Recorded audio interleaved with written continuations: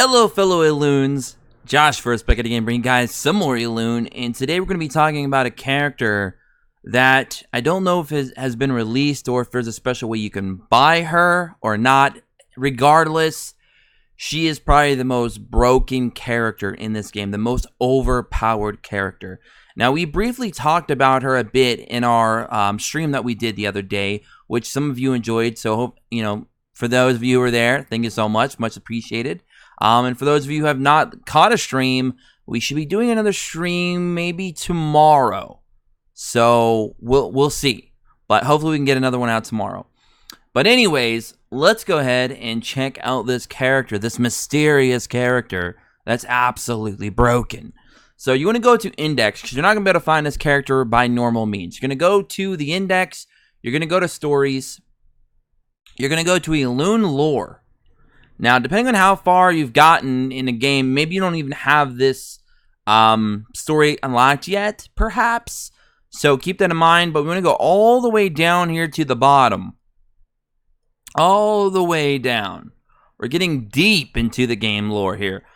And you'll notice that we have two characters here that some of you may not recognize. Well, the one we're going to talk about today, the other one we'll talk about maybe in another video.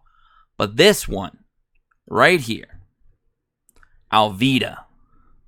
She is absolutely broken beyond belief. She is busted, completely overpowered, insane levels of tilt coming your way if they ever put her in a banner.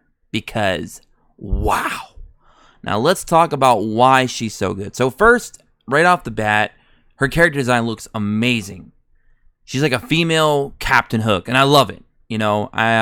Pirates have not been any cooler since Jack Sparrow. But now they are cool yet again.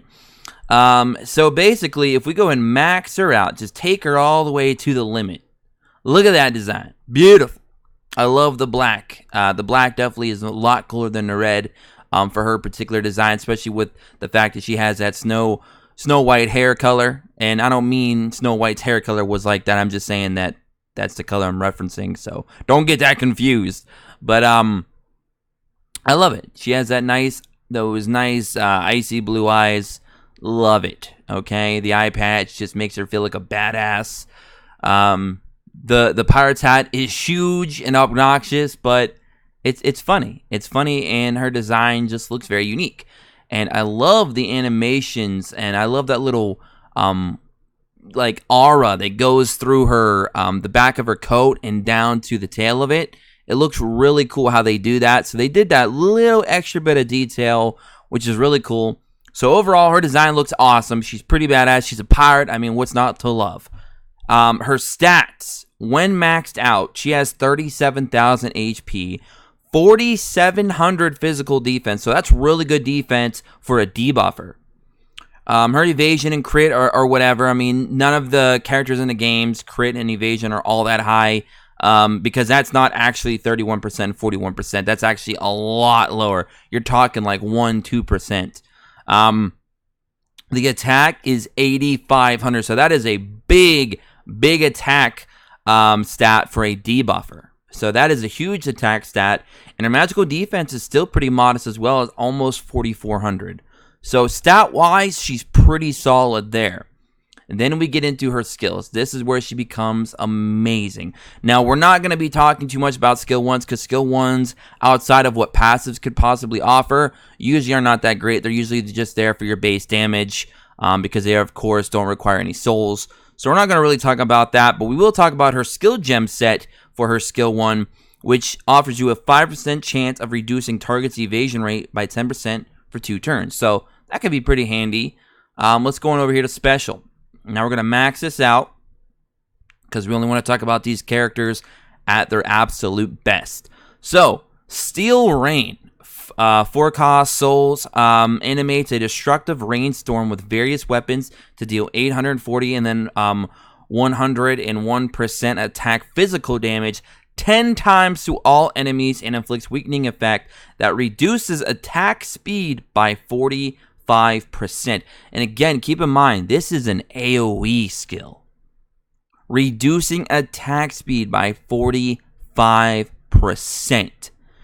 This is going to allow your team, especially in PvP, to kind of lap the other team quite a bit, because you're reducing them by almost 50% speed for 3 turns, which is insane. It's an AoE attack, and the fact that it says that you're going to do that much damage 10 times, because keep in mind, it doesn't say for a total of, and then give us a damage modifier.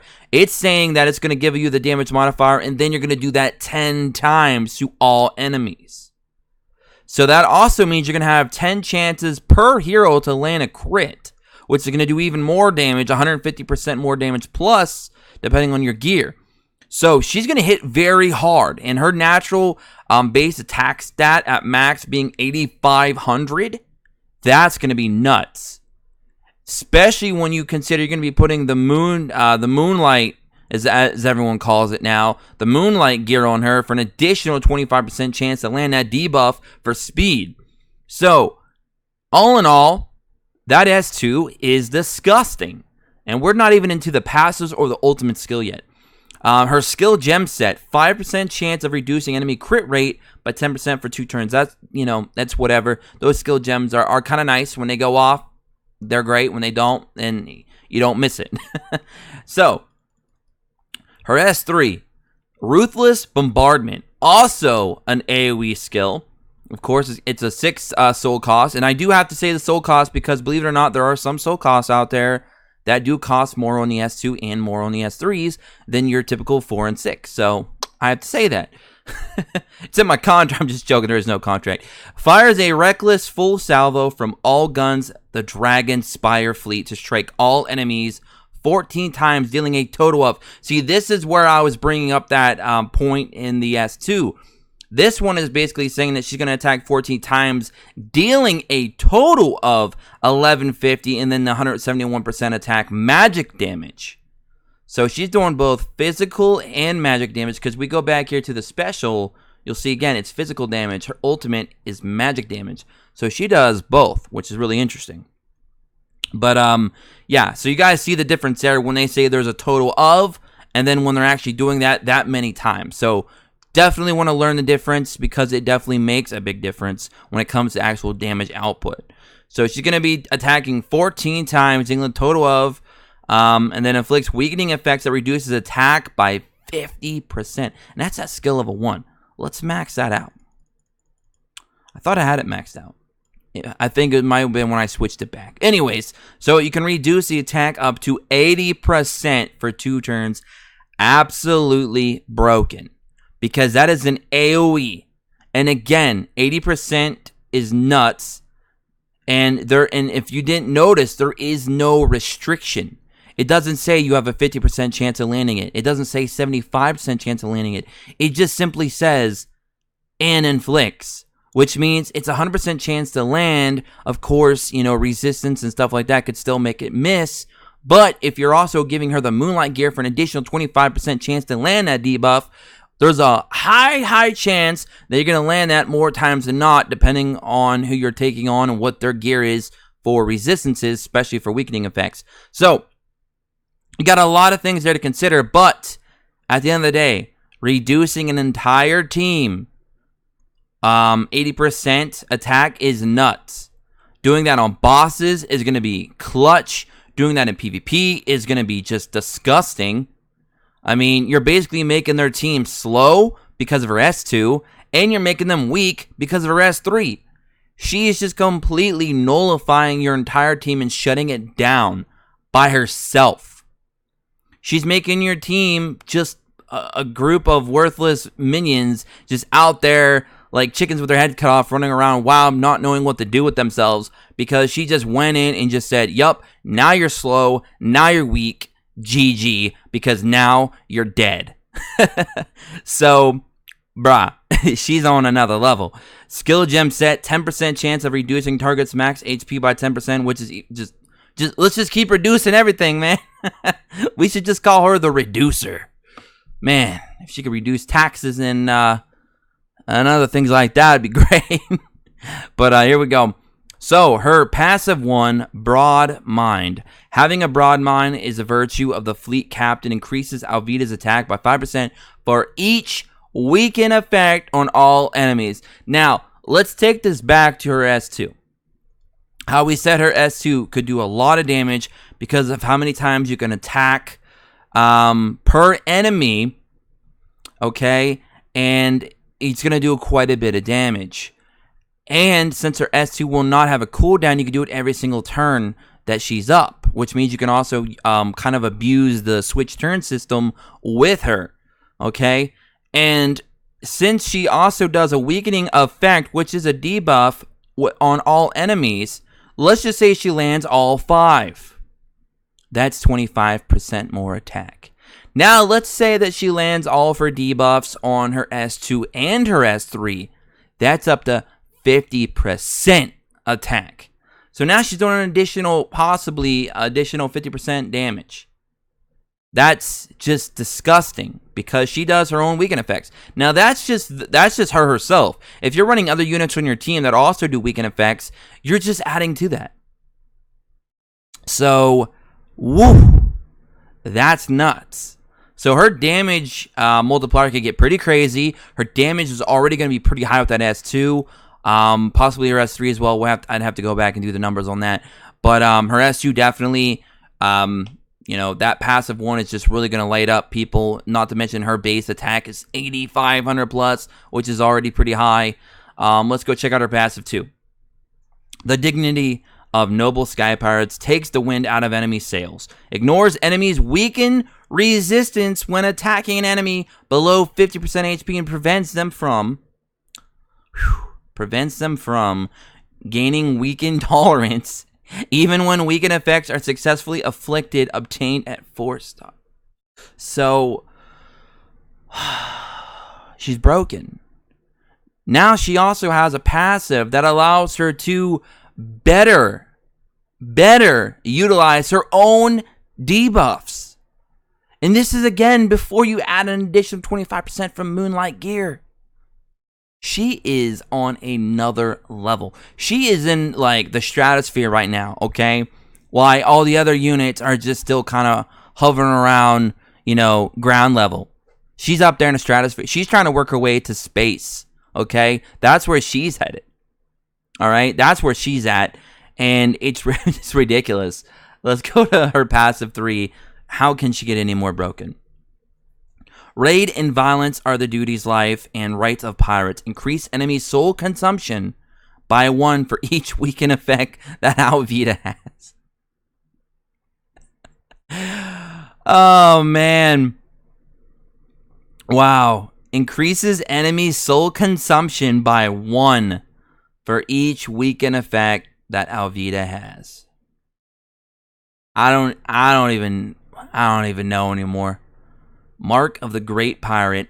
So she is OP with a capital OP. She's broken, busted, completely a monster. She's a destroyer, whatever kind of terminology you want to use to basically just say that she's just amazing. Wow. So let's go ahead and check out some of her skills real quick, just kind of show them off, and then we're going to get out of here. I want you guys to let me know what you think. How do you guys like Alvida? Do you feel like she's too broken? She might need nerfed down? Do you feel like she's just so good and so broken that you just love it? Do you love seeing characters like that? I mean, she's like the Goku of Elune, man. She just don't stay down. She keeps getting those power levels, man. She's going Ultra Instinct or something. I don't know. She's at that universal tier right now. But yeah, let me know what you guys think about Alvida. Like, man, her design is badass. And then her skills are just badass. Everything about her is badass. She's like prime time Ronda Rousey in UFC back in the day. All right, or Floyd Mayweather Jr. All right, undefeated. You can't take her down, man. You may not like her style, but she wins. Anyway, let's go in here and check these skills out. People out there don't watch boxing like, who the hell is that? Anyways, let's go and check out our S1. We're not really looking at skill damage or anything like that. We're not really going to be able to tell from just this battle test. But we just want to show the animations. So there we go. Let me turn double speed off for you guys. All right, here is her S2. Look at that. Bam! You know what that skill reminds me of? Well, no, I'll hold it for later. Let me go ahead and do her S3 now. Let me put it on normal speed. Look at that. Look at that. Ships ahoy, man. Look at that. Dang. That reminds me of a noble phantasm in Fate. If you guys know what I'm talking about, let me know in the comment section below. I'm not going to say who, but that reminds me of a noble phantasm in Fate. Which character? Tell me in the comment section below. First one it tells me, I will pin it. But yeah, so that's Alvida. She's broken. Amazing. I love it. I love her design. I hope you guys love it too. That's going to be it for today's review video of the most OP character in Elune at the moment. This isn't saying that we can't get even more OP characters to drop in this game that we can check out, even if they're not playable yet or not. But at the moment, in my personal opinion, she is probably the most complete, skill-wise, stat-wise, and design character in the entirety of the game right now. And I would not want to run into her in any form or fashion within the game, especially in PvP, because she is going to be an absolute nightmare to deal with. But that's all I have for you guys today. Hope you guys enjoy. Please subscribe for more here on the channel. And don't forget to join us in the Discord below to keep the conversations going before and after the video, which you can find in the description below. Don't forget to comment, like, and I'll catch you guys on the next one. Until then, peace.